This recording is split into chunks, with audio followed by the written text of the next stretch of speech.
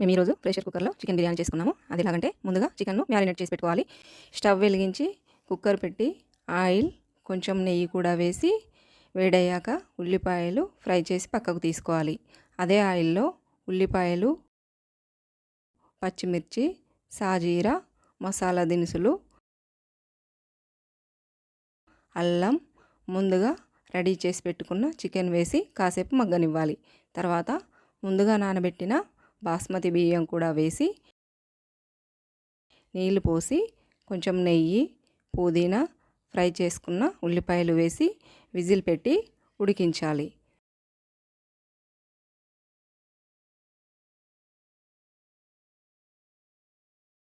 చివరగా కొత్తిమీర, పుదీనా, మనం ముందు ఫ్రై చేసి పెట్టుకున్న ఉల్లిపాయలు వేసి కాసేపు ఆగి దించుకుంటే tasty chicken biryani ready.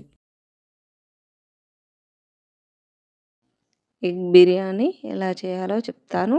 Stove వెలిగించి కుక్కర్ పెట్టి ఆయిల్ వేసి కాగాక ఉల్లిపాయలు, ఉప్పు వేసి వేయించి పక్కకు తీసుకోవాలి.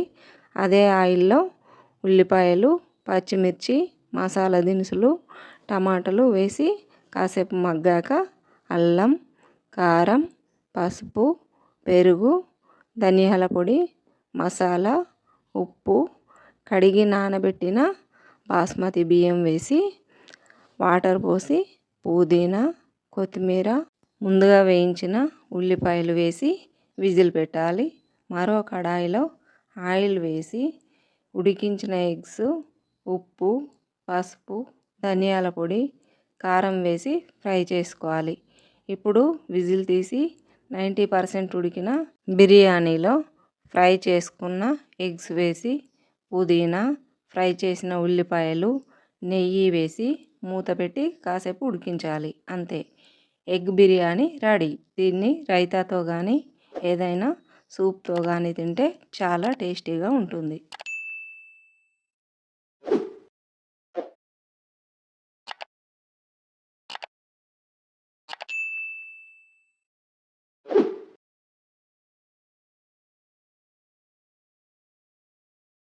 కుక్కర్లో ఆయిల్ వేసి నెయ్యి కూడా వేసి కాగాక ఉల్లిపాయలు,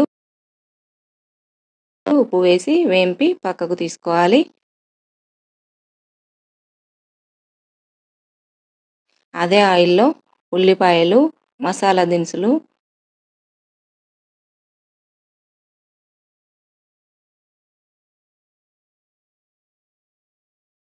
పచ్చిమిర్చి, అల్లం, క్యారెట్ వేసి కాసేపు వేగాక ముందుగా మటన్లో పసుపు, కారం, ఉప్పు, మసాలా, ధనియాల పొడి, ముందుగా మనం రెడీ చేసుకున్న మటన్ వేసి కాసేపు మగ్గాక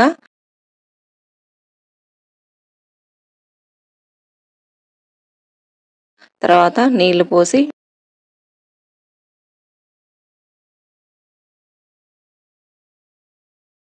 టమాటా ముక్కలు కూడా వేసి విజిల్ పెట్టి ఉడికించాలి.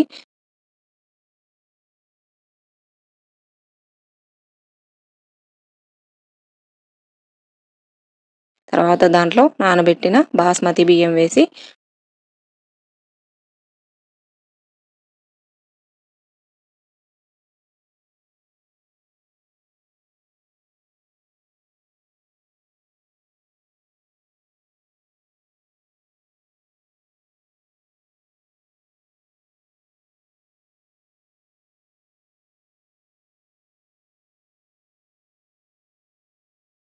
ఉడికించాలి.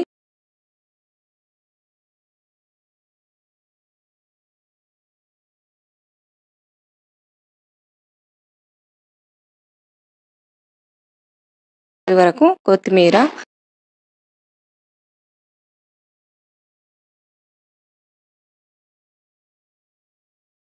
వేయించిన ఉల్లిపాయ ముక్కలు,